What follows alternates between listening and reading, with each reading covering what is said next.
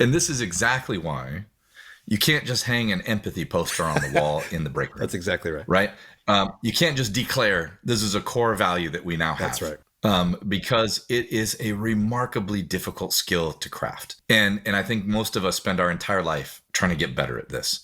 And that's why there's a whole industry of therapy out there for people who are trying to figure out how to hone this skill in some way, because just sitting in a room with another person, sometimes alone, doesn't get you there. Sometimes you need help because you got to learn these skills. It is a forever work in progress. It is a forever work in progress.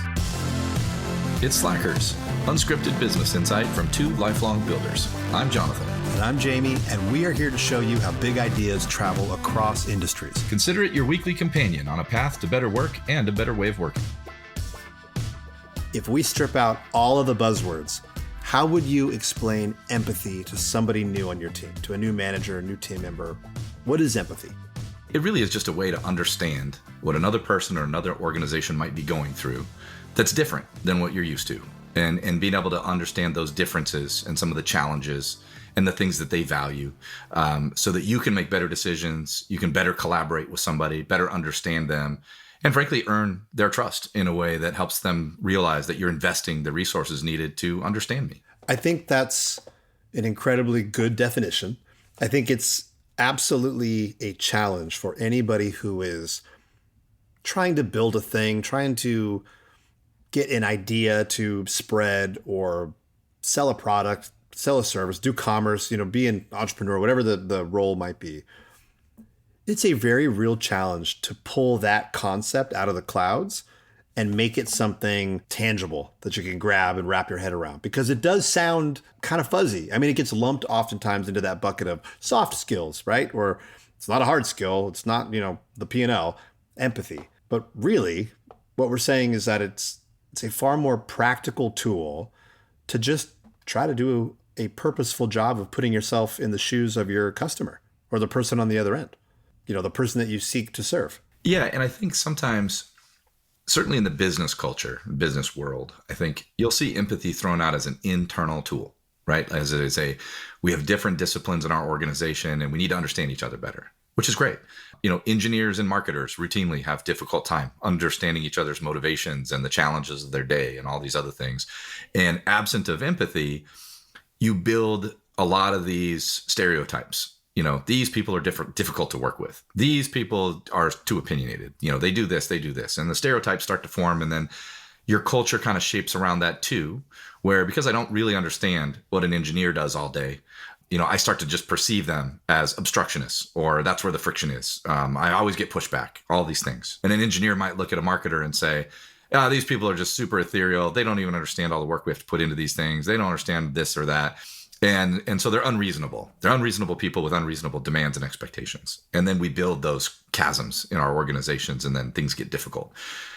And then further to that, to your point, you've got the customer in that mix as well. What problems do my customers really have? What challenges do they have that make them seek out a product like mine? And if I don't really understand what it's like to be them, I'm certainly going to be challenged to deliver the right solution to them without that information.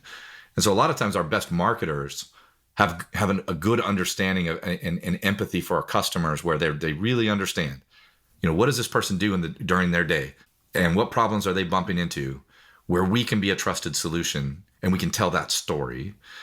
And absent of that, we're just making products and hope that people find them. And if our team is absent of empathy, we might be operating with a bunch of stereotypes and a bunch of friction and a bunch of assumptions that only slows down our process and increases the chance of a missed expectation somewhere, or something, increased level of disappointment. And then that extends to our customer. If we don't understand them either, we've now had a difficult time creating a product that we hope someone finds because we didn't really understand them in the first place. Where when empathy is in play in all those scenarios, I've got a cohesive team that understands what, this is difficult. Writing code is hard. Making it work perfect is hard. Making it work within the constraints we define is hard.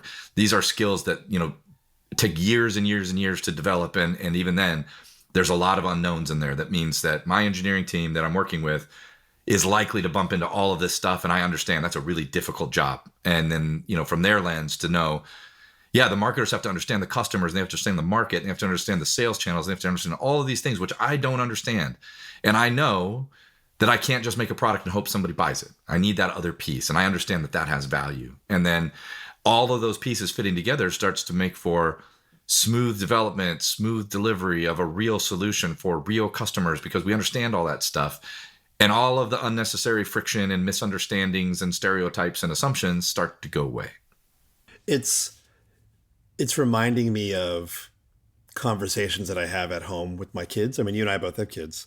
Our kids age wise kind of spans a broad spectrum of years, which is great, right? Because you get a view into worlds across the board. It reminds me of a lot of the conversations I would have with my kids in elementary school specifically, and my youngest kind of just came out of elementary school.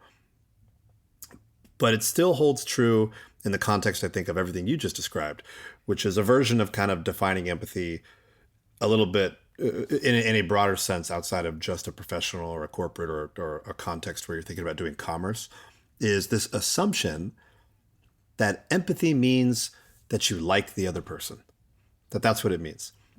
And that's not it at all, right? In fact, you could argue that if you really, really like someone, you probably don't need that much empathy at all to just understand them. You're giving them the benefit of the doubt by virtue of having a relationship there. You're going to naturally be inclined to be more empathetic. Where the real hard work, the work that you could argue of the professional, is to purposely align yourself with a story that is likely to resonate with the person who is not you.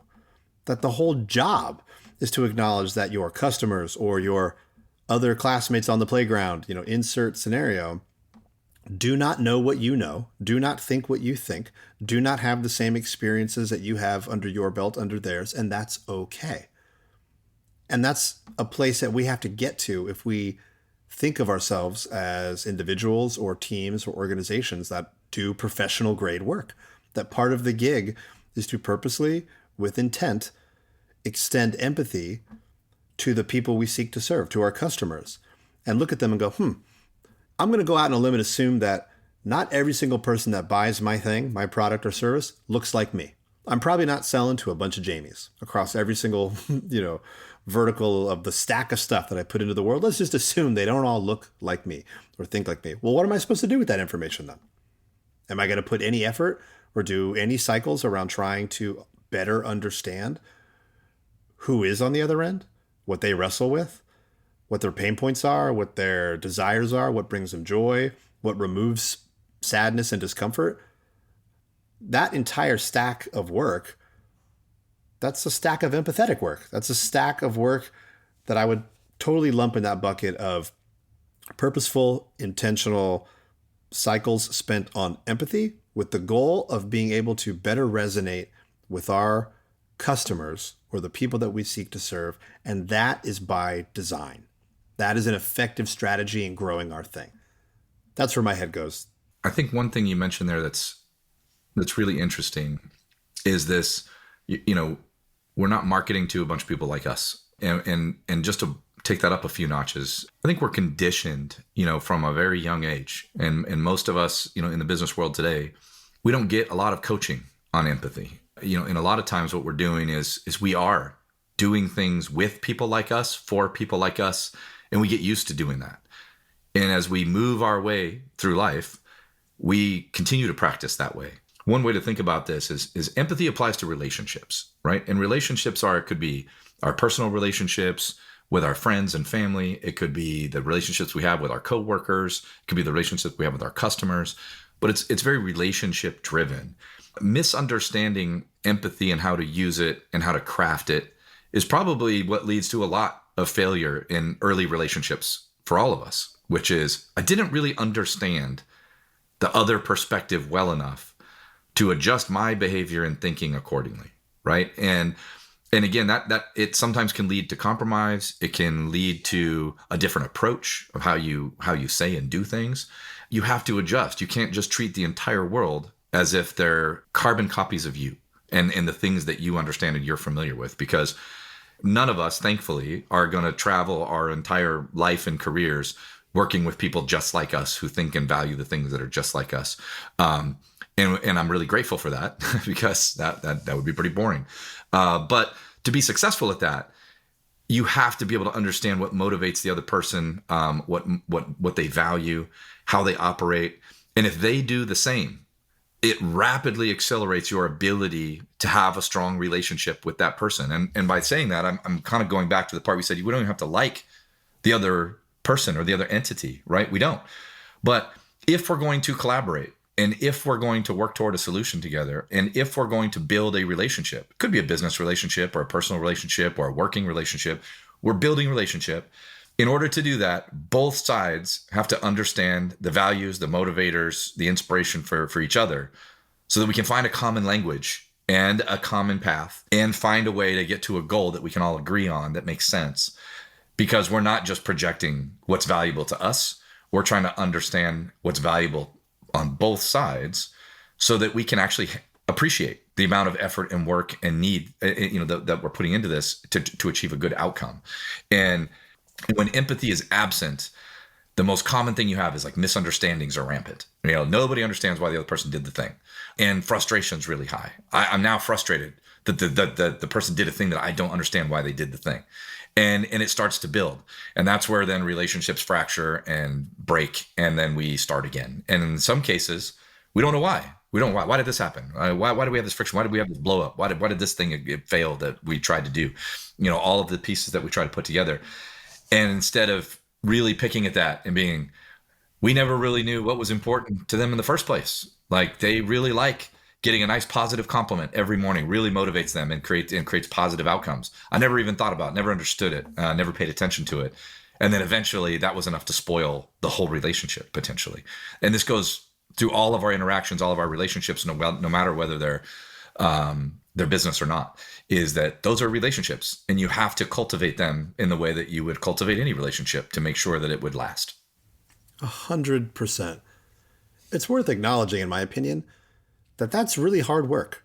That even if we do a good job of articulating it well to each other, and even if folks, I don't know, on the other end are hearing this and they're nodding their head up and down, like, oh yeah, absolutely. Let's not discount that to actually put that into play is really hard. Because what we all have a natural human tendency to do is to look at the person on the other end and how they are behaving in the world, how they are interacting with the world around them, whether that be in the line at the drive-thru or at the DMV or the person across the conference table. Our natural tendency is to watch that, to consume that interaction and immediately go, well, that's not what I'd ever do. I would never do that. And we process it through that lens. Well, if I were them, this is what I would do. I wouldn't do that. I'd do this.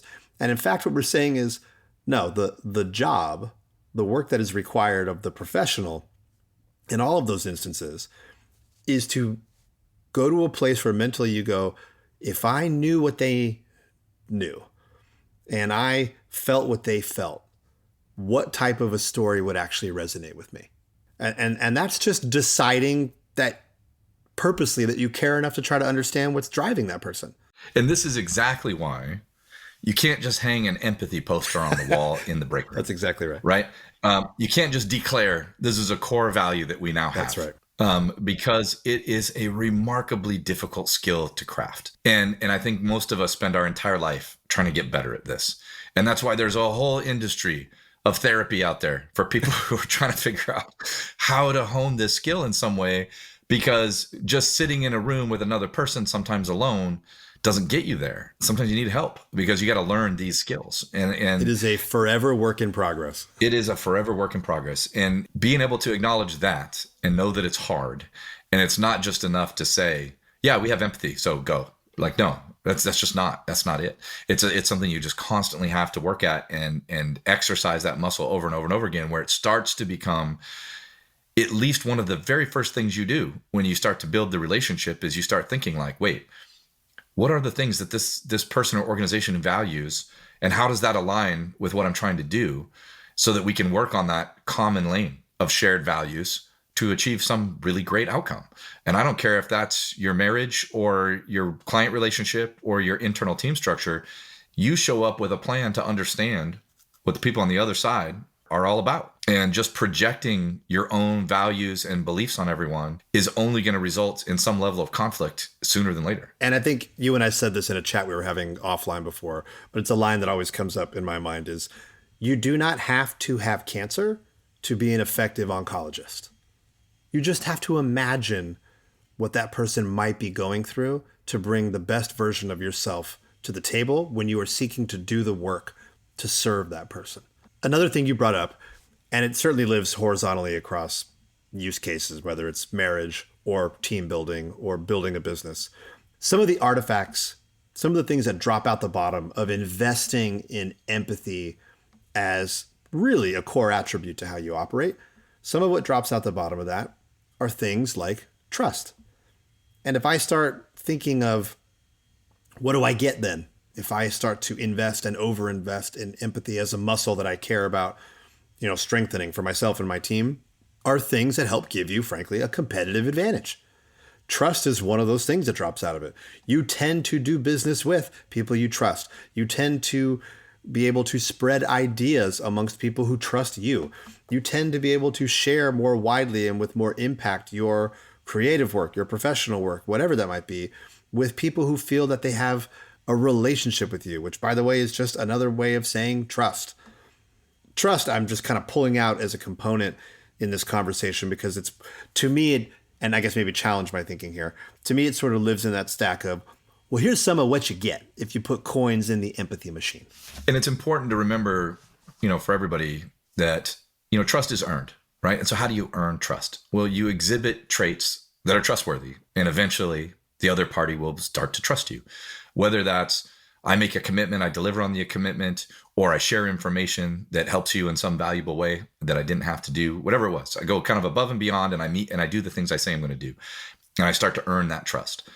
Empathy is really a skill that you can use to get trust. So to your point, if I put coins in my box for empathy, trust might be one of those things that comes out the other end. And that all starts to lead to the ingredients of culture, right? Which we've talked about, is that when I can exhibit empathy as a skill and earn trust, that I start to build a culture that values that and then starts to embrace that behavior and reward that behavior. And we start to see better outcomes as a result. Empathy leads to trust, which leads to better communication, which leads to less friction, which leads to less misunderstanding, which leads to more success, which leads to more opportunity. And then we try again. Without empathy in the mix, it's really hard to earn trust. And it's really hard to start to eliminate some of the friction and misunderstanding that exists. And in which case, everything's a little more difficult and a little more painful and a little less likely to succeed. And maybe, hey, we don't want to do that again when we're done with it. And it's not, we didn't get where we needed to go. And I think that's an area it gets overlooked so much.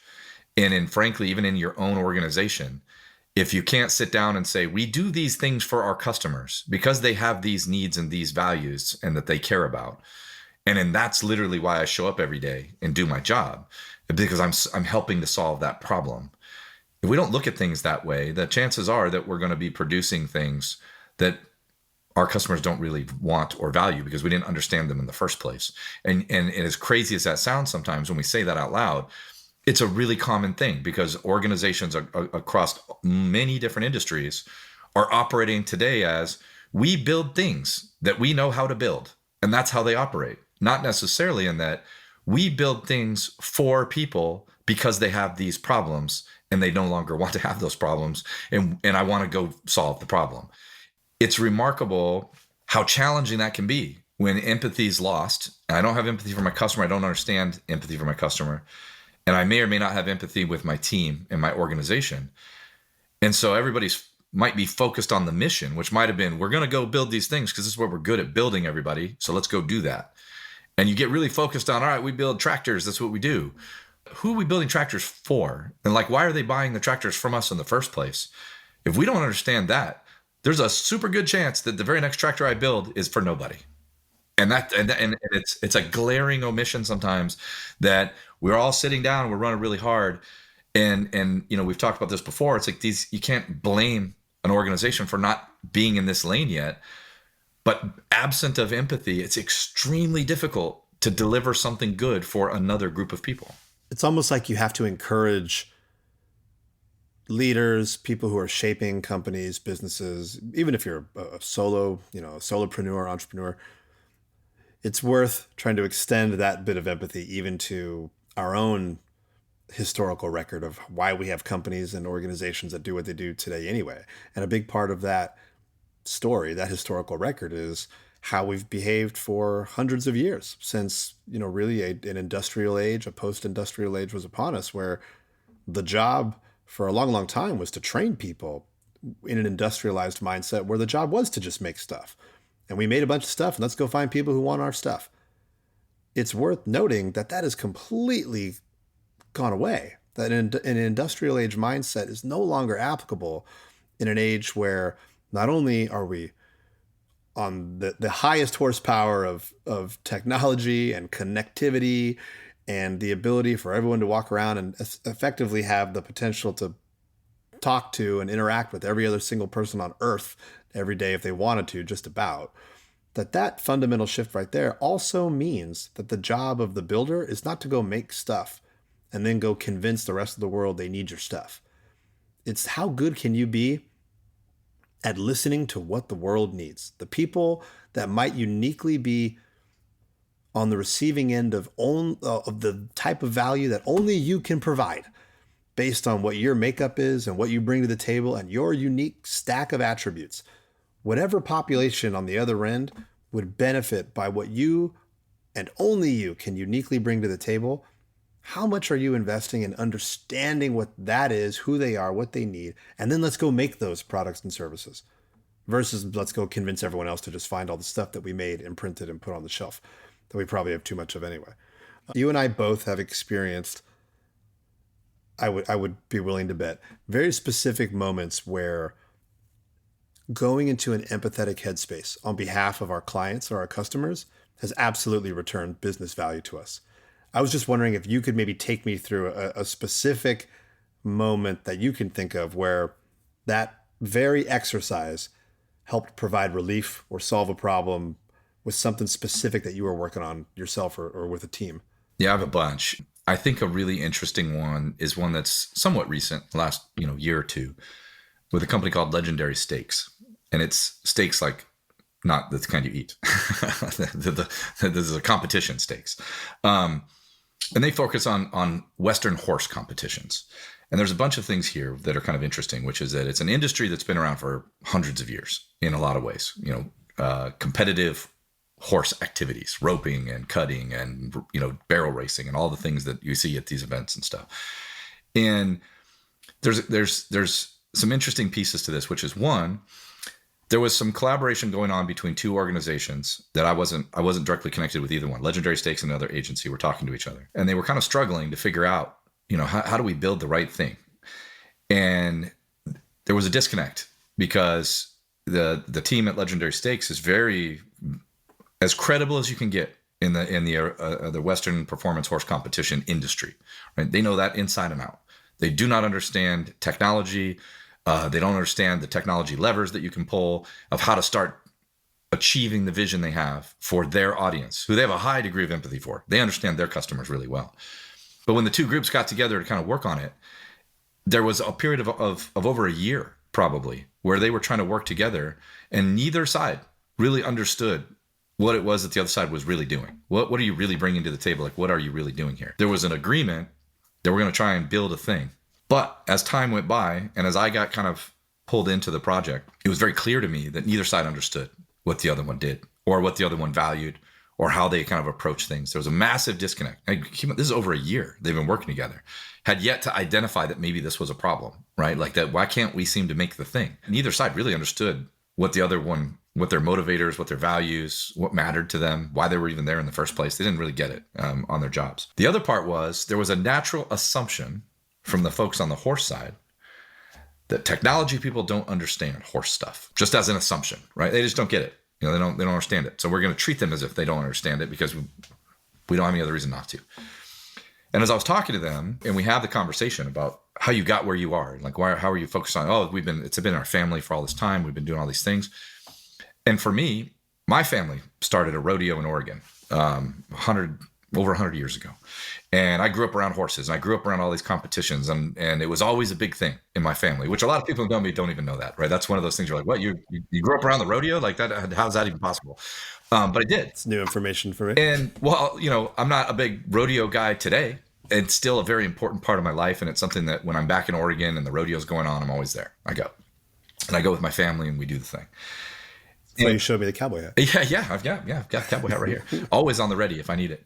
But the part about that was, one, we started to have some common understanding of, oh, you are a tech guy that actually understands the horse business. Cool. I didn't really understand the horse business, but I knew what the experiences were that were there. And we invested in that conversation, spent some time talking about it. Let's understand like how this works. And then so how does technology start to help those people? Well, I can help them understand that too, right? Let me help you understand the builders of these things and how they're approaching this stuff. But let me also help them understand the people in this industry, people in the Western performance horse industry. There's gonna be things that they value that this tech agency don't understand, right? And we have to find a way for them to understand, like, what am I building and who am I building it for? And like, why are we even doing this? To where we can start to find a lane that works, and we understand the motivations for this. Like, oh, in order to be authentic, you have to do it this way every single time because horse people really value this. If the tech people don't understand that will never be part of the ingredients that they're working on at all. They're just focused on the technology. Now, on the other side, same thing. Horse people need to understand the technology people have all these challenges. And we can't just change the definition every couple of weeks because we learned a new thing. Like, we have to invest in understanding what we're building in the first place and then go build that thing. And yeah, we can course correct if we want to, but you have to understand how hard it is to undo 3 months of engineering because we're going to change directions now or whatever. They didn't understand. They didn't really know what all the difficulties were in that. Left unattended, it would have been just like any other relationship. I have two parties who don't wholly understand the things that the other side values. They don't understand why they're doing the things that they do or what makes their lives and their days more difficult every day than the other party does. And yet they're trying to create something together absent of that knowledge, which was destined for failure. But there was desire from both parties. We both want this to work, but they didn't understand one of the key ingredients of that they were missing. They were missing empathy, and it was completely absent. Neither side understood at all what the other side's challenges were to the project. And as a result, without any intervention, that was a relationship that was destined to fail because at some point, the frustration of the other side not understanding you becomes overwhelming and feels irreparable to the point where you're like, my only option is to just try and go find another party to build a new relationship who might understand the things that I have. Sometimes the mistake people make in that situation is I need to go find people like me. I need to go find a technology agency that's all about horses. You're like, okay, that's probably not going to happen. It'd be really difficult to just go find that. But if you can find the group to work with you who wants to know what it's like to be a horse person, who wants to know what it's like to be a fan and an owner and a rider, a competitor, a breeder. I want to know this. I want to understand what makes all their lives hard and how we might be fixing those things because it's going to make me build and define and design these things better than I otherwise would have.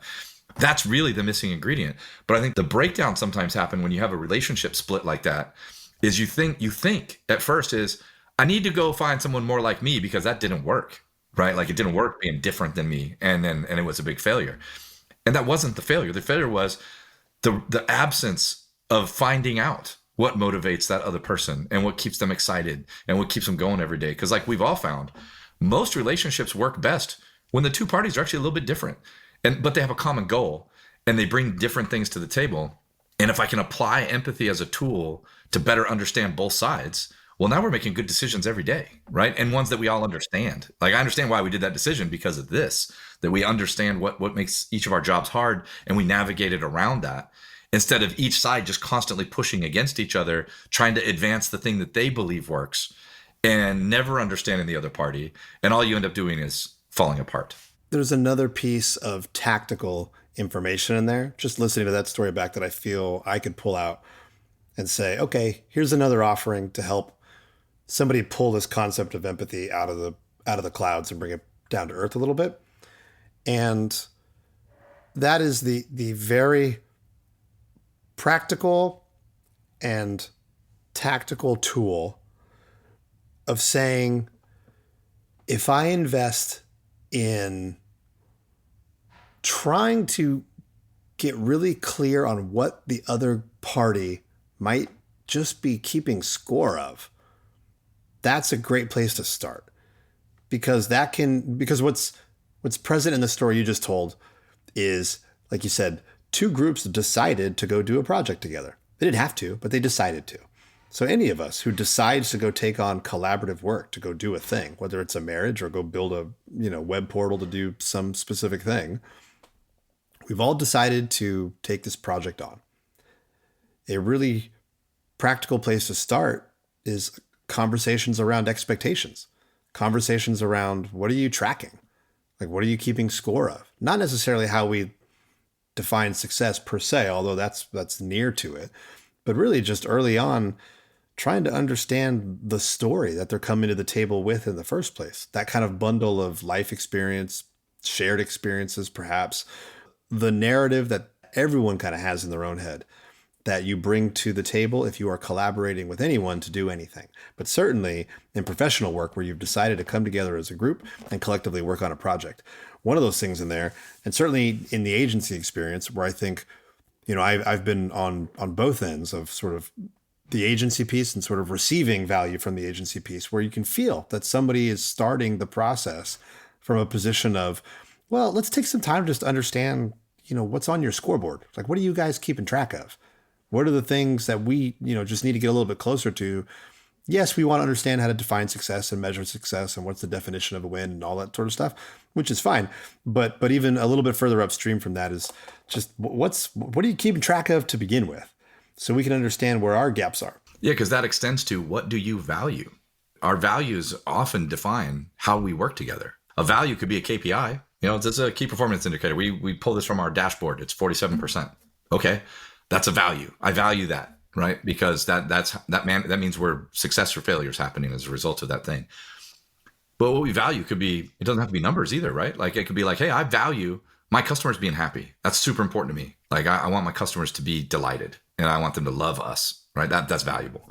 I want my team to come to work and just love working here. I value that, right? Like that's hard to measure sometimes. And yeah, we have ways we can do that. But I mean, in general, sometimes it just comes down to, can we understand what we value as the parties who are around the table here? And then how do we ensure that we're keeping those front of mind as we operate, right? Like it's so critical. And I know that there's going to be people who listen to this to be like, yeah, of course, we have to do all those things. How else would you ever succeed? And yet there's countless cases. I see them, literally every single week where I can say there's an absence of empathy here. There's not a core understanding of value. And there's not a path that's been defined that embraces all of that towards success. And it's wholly missing. And you can see where that's bubbling up in frustration and in inefficiencies and lack of success and all of these things. But yeah, to your point, I think you have to understand what other people value before you can really understand what it's like to be them in any particular way. 100%. The topic of empathy, and we touched on it a bit ago, certainly leads you down a path towards building trust, or trust being, I think it said one of the things that drops out the bottom of an empathy machine once you put the coins in. It's worth noting that, some of what you just described makes me think of the people on your own team feeling happy when they come to work, feeling satisfied, feeling like they're a part of, something bigger. This idea that, my work, has purpose. There's lots of different artifacts that trust delivers to you as the person who has purposely engineered an environment where empathy is truly like a component of like how you're building your business. Well, I have one thing that is this idea that transparency, another key part of this, right, is that I'm open with information, right? And that as I start to exhibit these things, and we talk about, whether it's, how delightful it is to go to work or other things like this. But sometimes we talk about like, how does this manifest itself when it goes wrong, right? Like, how do we identify when empathy is missing sometimes? And one of the top ways that we see it around the office, and I think this would probably resonate with a lot of folks, is that how often someone will make a request and the person receiving that request, their initial reaction is, that person has no idea how difficult the thing is that they just asked me to do was. And now I'm frustrated because I feel disrespected. I feel like they didn't bother to even understand what this was all about. They're now making this demand for me without really even having any comprehension about the level of work or effort or challenge that they just dropped on my desk. I'll use air quotes there, whatever that might mean. And that it's one of the fastest ways to identify when empathy is just missing. Now, someone with empathy who's using that as a tool will approach somebody and say, hey, Jaime, I know I've got a really tough one for you. I need some help. I'm asking for help on something that I know is hard. And I know that this is going to be disruptive for you. And I understand that this is probably going to take you hours out of your week that you didn't even plan for. But I need help. And if there's any way that you can help me do this, this is what I need. So I've articulated to you that I know I'm asking for something that might be kind of unreasonable. I also understand how hard it is for you to do it. I'm kind of showing some vulnerability here in the sense that I'm asking for help, knowing that if you say no, I've probably got a problem and I need to go figure out some other way to do this. And I'm giving you the opportunity to understand what it's like to be me, because I'm saying I need help, because if I don't get this done, I'm going to have a board member breathing down my neck and it's going to be real bad. And, I know it's not your problem. I know this isn't something that, that's your fault, but this has come up and now I need help. And I'm coming to you with this, knowing that it's a massive distraction and probably something that's going to cause you some frustration and grief. How I receive that as the person on the other end is with empathy, right? Because it's like, okay, I've got somebody asking me for help. They're telling me why they need help, what the consequences of me not giving them that help might be, and how they got in this position in the first place. And they're acknowledging that they're asking for a tall order. I'm asking for some help in a way that's probably going to inconvenience you at least a little bit, if not a lot. And yet when I walk away from that request, even if you're like, let me think about it, let me see what I can do, that's far different than, hey man, that jerk always pops in here and drops something on my desk and has no clue how hard it is for me to do this and all the other things that I have to set aside just to deliver on this petty request that they asked for, right? But both of those things are possible outcomes on the same situation. And yet I would argue that it's probably more common that you get the, hey, just go do this thing. It just came out of nowhere, but it's top priority. Go get on it. And the other person feels where I'm devalued, I'm disrespected, and this person has no understanding of what they just did to me, right? And now I'm upset and there's friction there. And the next time this person asks for help, I'm coming into it with that assumption of that, whatever this experience just was. And yet it didn't have to be that way at all, right? When empathy is in the equation, it creates goodwill. It opens the door to having someone else help you when maybe the other alternative was, why would I help this person? They don't seem to know me or anything about me, and all they are is inconveniencing me every day. Well, it's certainly true that if an organization or a team is hoping either right up front because they've spelled it out in the job description or, somewhere in the manual, or, more implicitly, they just sort of collectively hope that people stretch and go the extra mile, put in the extra amount of effort, show up with not only just, their best self, but maybe an even better version of themselves than they imagine was possible. If that's what they're hoping happens, it's really difficult to get there if you don't have some of these building blocks in place, period, versus coming at you with just the carrot or the stick as the technique by which to drive productivity. So yeah, that's going to be nearly impossible to try to squeeze, quote unquote, the best out of anybody, an individual or a team, if you're not investing in some of these levers like empathy to build trust so that we can all effectively try to accomplish what we're trying to accomplish to the best of our ability for real, not just, show up a little bit longer and try to collect the paycheck.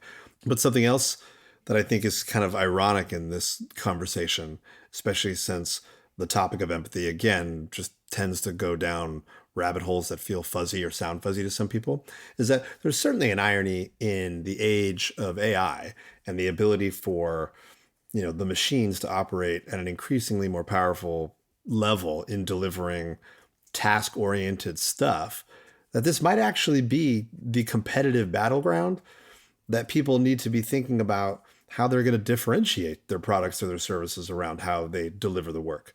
Because no longer is it really going to be about, we can do it a little bit faster, we can do it a little bit bigger, we can do it a little bit wider, taller, whatever the thing is. If the horsepower of the machines are going to help you do that, it's going to be really difficult for a lot of these high horsepower computing machines and these AI kind of layers to compete with the very real human nuance of understanding what it means to show up for somebody that you don't necessarily understand and do the emotional cycles to try to see the world and understand their story. I could very easily see that being a competitive landscape in the world of, whatever comes next in business. It reminds me, this isn't necessarily an AI story, but it certainly reminds me of a lot of the purposeful mechanisms that a company like Zappos had put in place years ago that they were much praised for, right? And the kind of culture of working at Zappos and what it meant to do customer service at Zappos. And you would hear those stories in some circles where people would talk about, oh my God, I think the record for a call time for customer service at Zappos was something like 7 hours for a single agent to be on a call. And the whole point was that Zappos would say, no, that's exactly what we want happening. We prioritize that type of engagement. We celebrate those moments. We let everyone know on our team, top to bottom, that those are the types of behaviors that we're aiming for. That was a decision. The organization made that decision to do that. The 7-hour phone call is an artifact of that decision. But there was a story I remember about a person who had called into Zappos and said, "Hey, I'm actually at my parents' house, and they've passed away here recently, and we're cleaning out their home, and there's a lot of these unopened Zappos boxes, and I don't really know what to do with them. And I just thought I would call you as a starting point. I'm not really sure, even if there is anything to be done, but I've got a bunch of these unopened, boxes of shoes." And the story goes that, the rep said, "Hey, we'll send you a box. We'll send you a big old box. You can put them all in the box, ship it back to us. We will refund you the amount." That's not a problem. Completely understand, which is great that there's even an option at that, moment in time. The kicker of the story was, beyond doing that and putting that in the mail, this big shipping box for this individual, is the next day, which, was the day of the funeral, a big bouquet of flowers shows up.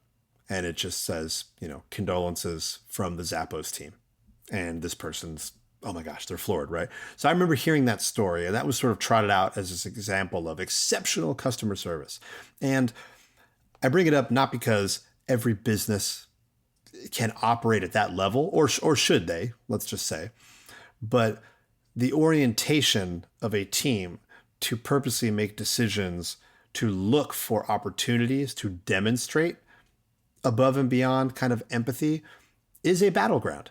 And in a world where increasingly, what I think the intelligence layers are hoping a lot of us do, especially if you think of it through the lens of customer service, is I think a lot of those layers are hoping we don't reach out to the company anymore, and that we don't call them anymore, and we don't ask for customer support or any of that sort of stuff. So it just makes me think that here, in these very human interactions where we all have the ability and we all have the option of showing up with very real empathy for each other, both as just humans and as people trying to do commerce, let's say, there is absolutely an opportunity that is going to be hard to replicate in an age where the machines are getting increasingly better day by day, hour by hour at, task-oriented everything, where fixed sets of inputs will spit out a variety of outputs. Can we compete in and around the area of empathy? I guess is my comment/question. Yeah, I have another story to share that I learned out here in Northwest Arkansas, where I live currently. And this one probably will stick with me forever when you think about, how empathy can I kind of apply in the workplace, in your business, in your human interactions with people, is that there's a company out here who, at a really high level, they sell used cars. Okay, and everybody has stereotypes of used cars and used car salesmen and used car vendors and all these other things.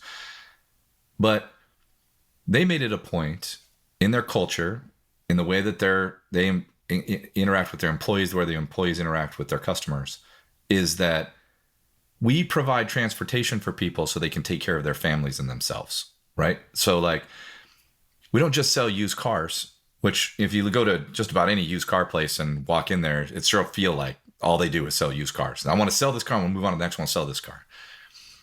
And their entire philosophy was, people need our product so that they can go to work and make money and take care of their families and go to the places that they need to go with their families. And absent of that, they're going to be really challenged in life.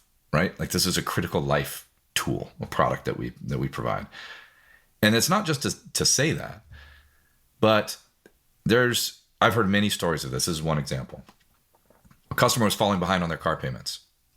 Now, most people would assume you go buy a car from a used car dealership. Who knows where you get the loan from? What happens if you miss a couple payments? It's probably not a friendly experience. You're probably embarrassed. You might be ashamed. They might be aggressive. This whole encounter is something that very few people are going to want anything to do with, right? Like this is one of those human encounters where you're just like bury your head in the sand and hope the problem goes away. That kind of stuff.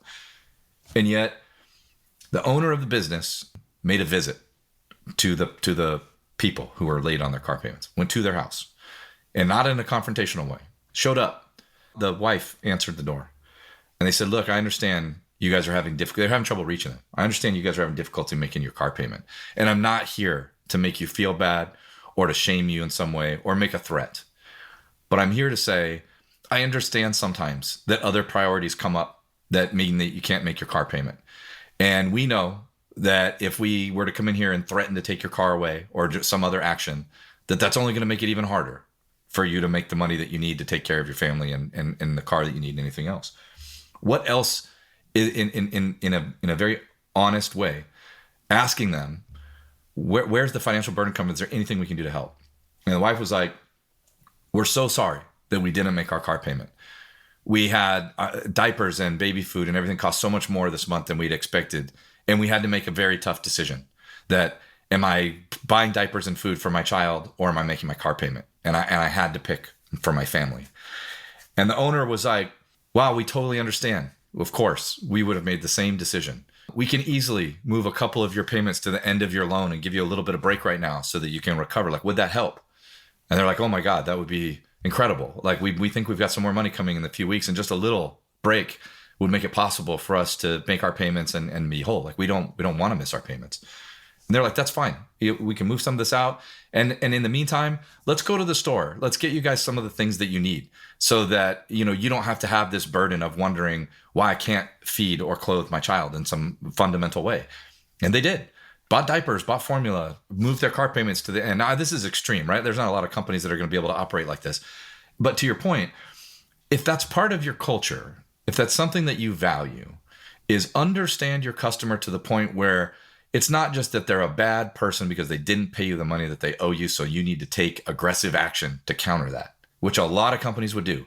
Zero empathy, right? I don't know what that person's going through. Doesn't matter. They signed up for a contract. They owe us money. They didn't pay it. Go tow their car back. Let them figure it out. That happens all the time. And we would all say, like, yeah, it seems like something would happen. Like, it doesn't even seem unreasonable that would happen. And yet, when you put in context what the option was and how those people felt and their connection to that brand and that company going forward, and knowing that they were probably so frustrated and ashamed and embarrassed that they didn't even know who to ask for help. They didn't understand that there might even be a company that would even do that for them. That I wouldn't even ask for that. I wouldn't think anybody would even do that for me. And just that's possible, right? Like you could choose to do that or choose to not do that. And at the very least, you could choose to empower your team to say, before you just go out there and just repossess their car, let's understand what's going on here. What's really happening? Oh, this person made a decision this week to feed their child instead of giving us money for the car. I think we can work through that, right? Like, we do not have to punish this person for doing that just because that was our corporate policy, right? We just, by all means, get the money or get the car back or whatever it might be. And to me, it's such a powerful example of like, what kind of relationship did you just create with that person? How do they perceive you and your brand and your company? How might they talk about you to other people? It's not just like, oh, like, we're just being too soft on this. Like we just, that person should pay their bill and then would deal with whatever consequence happens. And just a dose of empathy there, help that person. They'll still make every car payment that they owe. They might be a little bit, they might make 2 months late, but it still come through. The company will still get all the money that they should have got. And they were able to help someone in need in a way that fundamentally mattered to them. And yeah, it might be kind of extreme, all of the pieces that happened, in that particular story. But with embracing empathy as an approach made that possible, right? It just opened to the idea that let's understand what maybe this person's going through and what they value and what their pain points and friction and frustrations might be. because it's possible that we might be able to behave in such a way to embrace that we can find a successful outcome where everybody felt good about that. And it didn't have to be the time that the relationship breaks, right?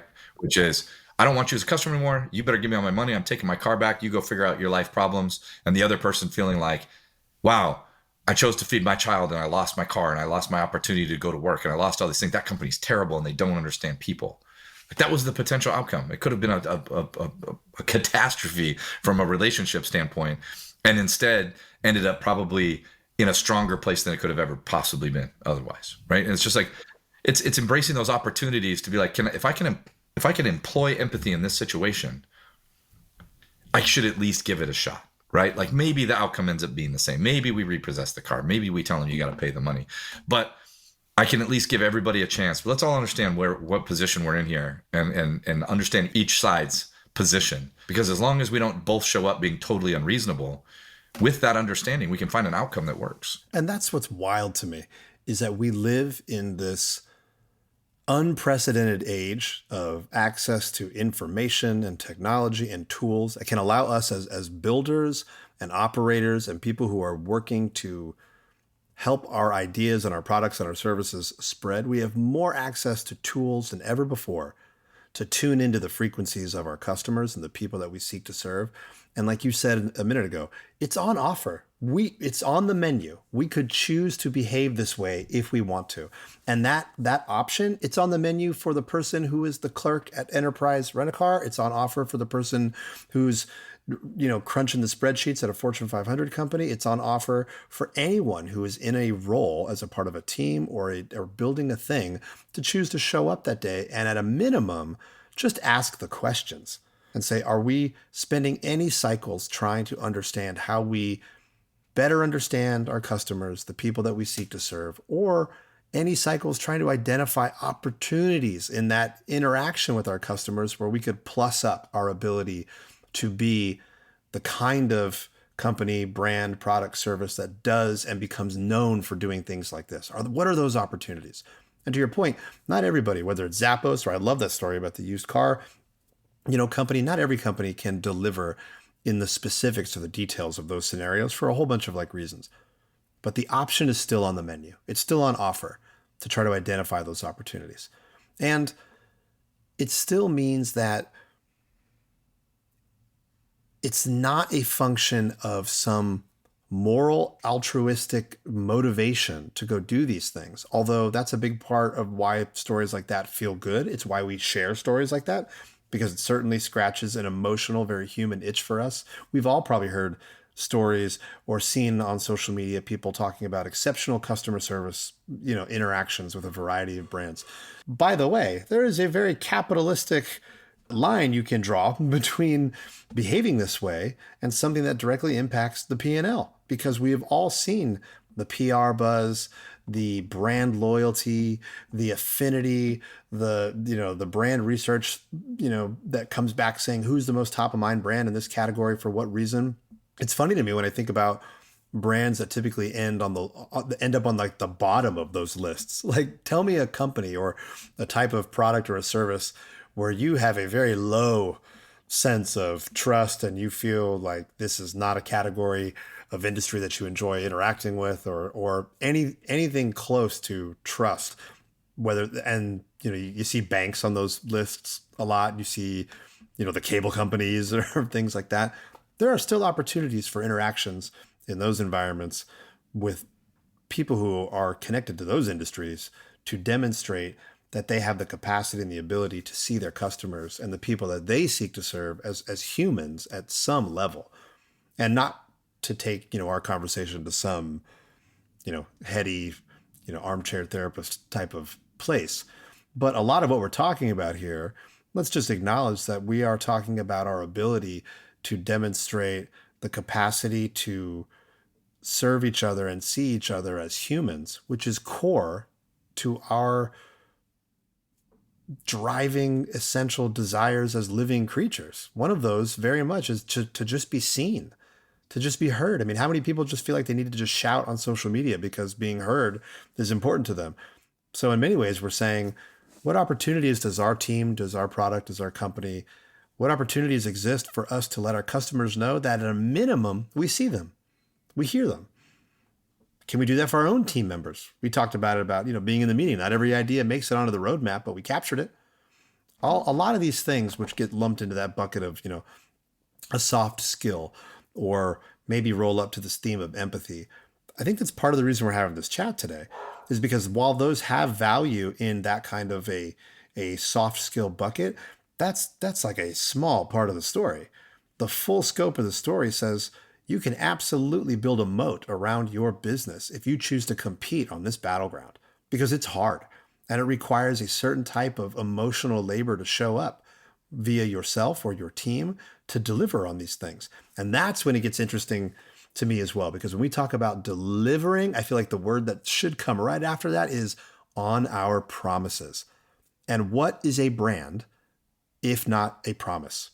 That's really what it is. Whether you're Nike or you're the used car guy or you're Zappos, is you have made promises in the marketplace about what you believe you can do to add value to the marketplace. So the question then becomes, can you do it? And one of the key abilities that any organization or team, I think, needs to fulfill their promises consistently is to have some bit of empathy show up over and over and over again and seek for that behavior to be just core to how they operate. I don't know how you get there without that. Sorry, I realize that's a bit of a rant there at the end, but No. I think you're close to just putting a bow on this, right? Which is, you can draw a straight line from where empathy comes into play and corporate capitalistic benefit. You can.